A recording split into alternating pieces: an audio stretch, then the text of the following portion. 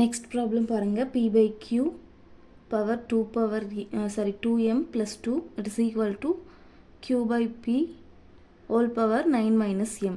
So இந்த மாதிரி கொடுத்தாங்கன்னா எப்போவுமே பேஸ் ரெண்டும் ஈக்குவலாக இருக்க மாதிரி ஃபஸ்ட்டு கொண்டு வந்துடுங்க.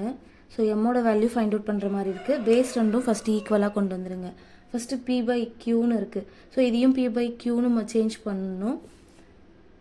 p/q whole power 2m plus 2 it is equal to இது p/qன்னு சேஞ்ச் பண்ணும்போது பவரில் மைனஸ் எழுதும், எக்ஸ்ட்ரா ஆட் ஆகும்.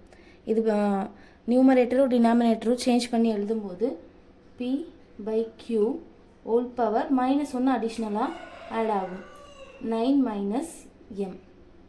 ஓகேங்களா? இப்போ பாருங்கள், பேஸ் ரெண்டும் சேமாக இருக்குது. ஸோ இதை கேன்சல் பண்ணால் இது ஈக்குவலாக எழுதிக்கலாம். 2m + 2 it is equal to minus உள்ளே கொண்டு போகும்போது -9 plus minus into minus plus -m.